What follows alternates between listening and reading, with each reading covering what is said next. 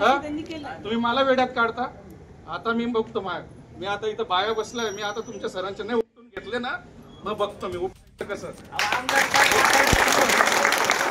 आश्रमशाळांमधील समस्या आणि प्रशासनाच्या उदासीनतेविरोधात राष्ट्रवादीचे आमदार नितीन पवार यांनी काल एकात्मिक प्रकल्प कार्यालयासमोर ठिय्या मांडत आंदोलन केलं।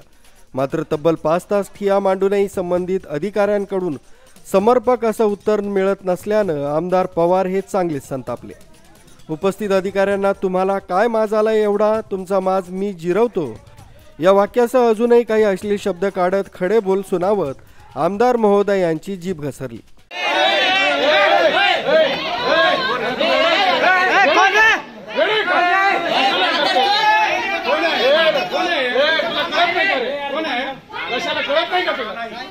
एक तास इथे वेळ लावल्यामुळे मी सर्व आदिवासी बांधवांच्या वतीने तुमच्या विभागाचा आणि तुमचा वैयक्तिक मी निषेध नोंदवतो। याच्या पुढे आदिवासी विभागाचा निषेध, पुढे तुमचे शिक्षक कसे शिकवता मी त्यांचा अभ्यास घेणार आहे। आता बघतो मी प्रकल्प कार्यालय काय, मीच बघणार, मी इथंच बसणार आहे। दर गुरुवारी मी तुमच्या इथं बसणार। बघा, दर गुरुवारी मी इथं राहील। काय अडचणी तुमचे, काय कोण चिरीमिरी घेतं, काय घेतं, मी सर्व बघतो। आणि लोकांच्या हजेरी घ्यायच्या आणि वरती सामान्य माणसांना निवांत येऊ द्यायचं आणि सामान्य लोकांना तुम्ही भेटायचं। कुठे गेले तुम्ही सर्वांनी, तुमची जबाबदारी साठी काय नियोजन होते का? प्रोटोकॉल प्रमाणे होतं का झेंडावंदन?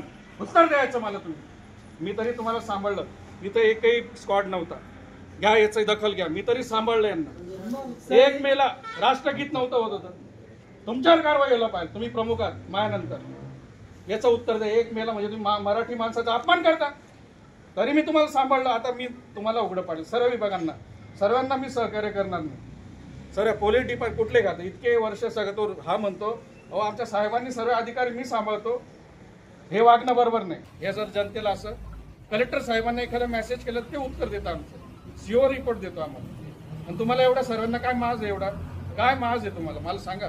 तो माज मी जिरवतो तुमचा। नाही काय रिस्पेक्ट नाही, तुम्ही रिस्पेक्ट दिलाच नाही मला। 1-1.5 तास म्हणजे मी थांबणार। त्यानंतर पोलीस अधिकाऱ्यांनाही मटका, 2 नंबर हे कुठलेच धंदे इथं चालू देऊ नका, मला सगळेच धंदे बंद पाहिजे असा सज्जड दमस भरला। तर जोपर्यंत आश्रमशाळांना शिक्षक मिळत नाही तोपर्यंत त्या शाळा बंदच ठेवा असंही सांगितलंय। आश्रमशाळांमधील शिक्षकांच्या जागा रिक्त असणं, बाह्यस्त्रोत शिक्षकांची भरती न होणं, जेवणाचा अत्यंत निकृष्ट दर्जा आणि अन्य मूलभूत सुविधांचा अभाव यासह अनेक मागण्यांकडे लक्ष वेधण्यासाठी हे आंदोलन पुकारण्यात आलं होतं। News bureau Kasmade update, Malegaon. मी 1-1.5 तास थांबतो म्हणजे यांना किती तुम्ही छळताय?